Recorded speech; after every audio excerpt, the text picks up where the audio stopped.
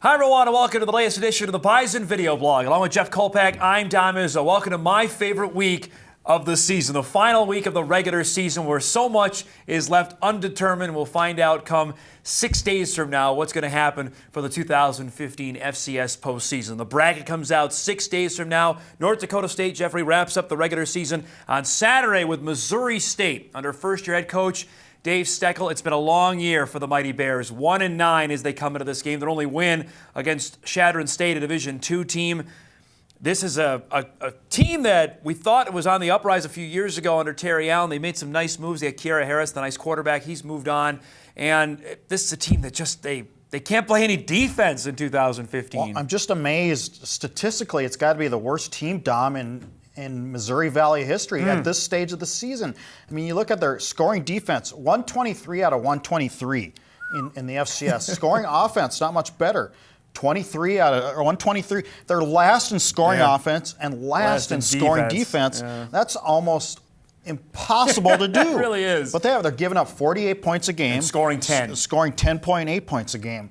And you just go, how can a team in this league, be in the bottom? I mean, we're talking last. We're talking the worst.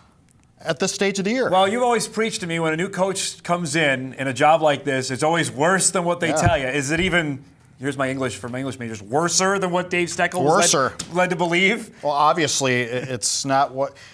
When Terry Allen was there, the Wolves were hauling like he couldn't get it going, and maybe he did more with less than people think he did. Because the scholarship money, I think, was there, but you're talking, and they finally got the stadium upgraded. Right, they finally got some upgrades there. But they flew to NDSU on a day of game once. Yeah. And they played 2 FBS games for the bye games. And that tells me that your finances are just not that great.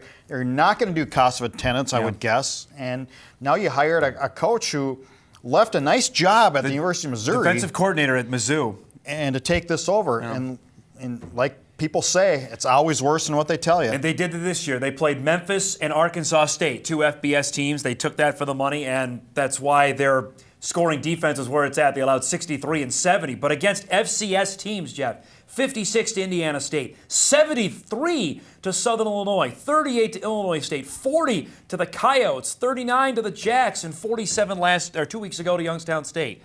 Well, he's got some work to do. And I know all the coaches this year in the Missouri Valley football call have said they admire the way he's sticking with his plan. He's got the system. You're going to go through the rough times, I guess. I guess. And he's had a rough time, too. He had eye surgery, cost him, talking about the head coach that caused him to miss a game. So now you take this, and if you're North Dakota State, okay, how do you prepare? Right. How do you get your mindset and not look at the stats that say this team is terrible. The worst team in the history of statistical analysis in the Missouri Valley? And how do you do that? Well, it's senior day. I mean, it's senior day for one, so you maybe hang your hat on that. It's if you win, you're got a high seed, probably number 2. You'll be home for the playoffs. Correct. So I guess you just do what it's about you, but and maybe not focus so much on your opponent. Now, Chris Kleiman told us here about a half hour ago the Bison are dealing with the flu. It started with Luke Albers on Saturday, who did not play. He was down with the flu, and now it's starting to work its way through the team, and obviously that's a concern come to Saturday. You hope that's gone. It's a concern during the week because I think you'll get back from the flu. Maybe it's a 1 or 2 day deal. Right. A little concerned about losing weight, but it's Sunday and Monday. If it's Thursday or Friday, it'd be a different deal. But the concern this week is guys will miss practice and preparation for Missouri State. Right. But again, I mean, how much prep do you need? Is that what you're trying to say? What are you trying to say? I guess that's what I'm trying to say. I'll say this. Brock Jensen may have played his best game with the flu. 2011, the semifinals against Georgia Southern, when he was getting IVs at halftime and he was unstoppable in that game. Hey, I don't know. He was late out of the locker room. We're wondering, where is this guy? What happened? And the poor boy had his jersey stolen and he had the flu. I don't know what else that can happen. You mentioned senior day, and I want to talk about that because we've got video of most of these guys. 14 seniors at NDSU will honor on Saturday. One of them is a holdover, and Zach Vrah is going to get senior day for the second time, much like Kevin Vondelin did the year before. I look at these guys, and we've talked about this several times on the radio.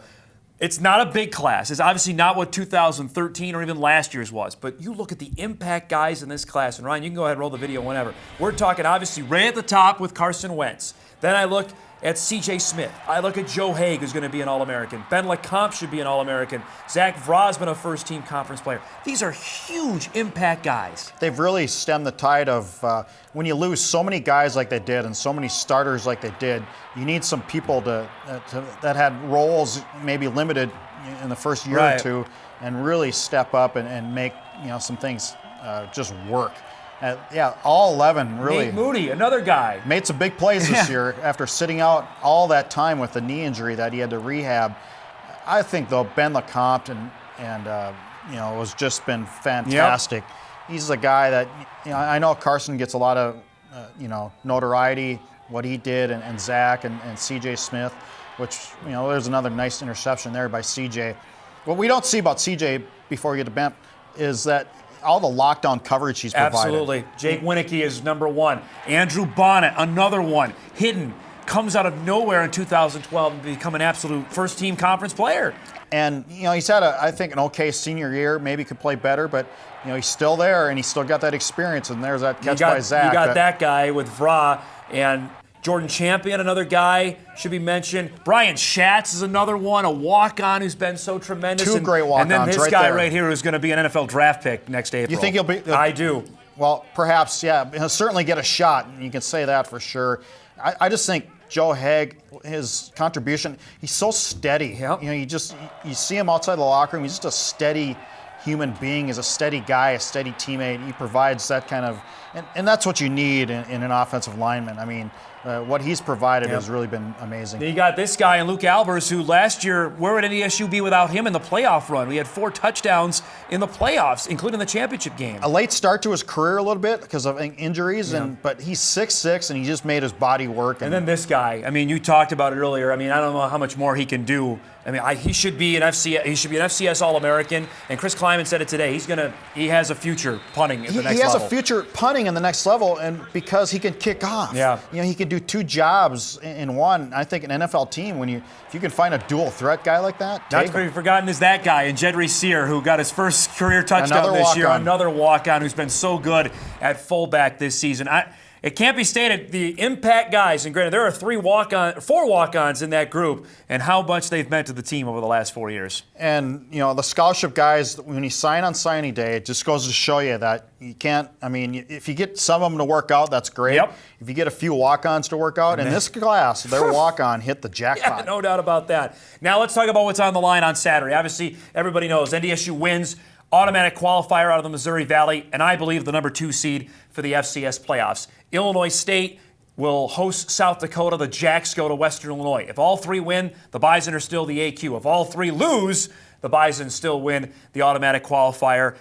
You look at it here, Northern Iowa is a game with Southern Illinois. I believe the Panthers win, they're in. The Valley will get 4 come next Sunday. And they probably should get 4. It's the number 1 league in the GPI by a mile, really, when you look at the stats. And it's had the top teams in the last 2 years. It had the top 2 last year in the championship game. I think the Valley certainly should lead the way with 4. Should be a really interesting weekend to see what else shakes out, though, nationwide, because the Big Sky is pining to get 4 in. The Colonial likely will get 4 in. So we're not going to have anybody with 5 like we did last year in the Missouri Valley, but pretty even among the big 3 leagues. They're all going to get 4, it looks like. And it really comes down to it, you got to host. And you said that the last, how many champions have not had to hit the road? 2008 it goes back to. Was the last time a team had to hit the road and win a title.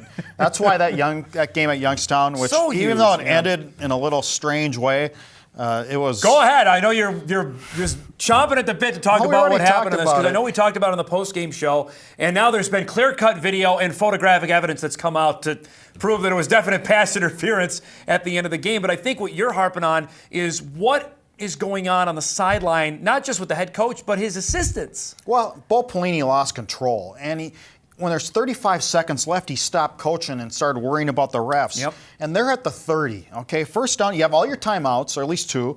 You're at the 30, and the way they were moving the ball with Jody Webb, you're 2 plays away from being in field goal range. Field goal range and a possible tie of the game. Next thing you know, you're first down at the 8 with 32 yards to go.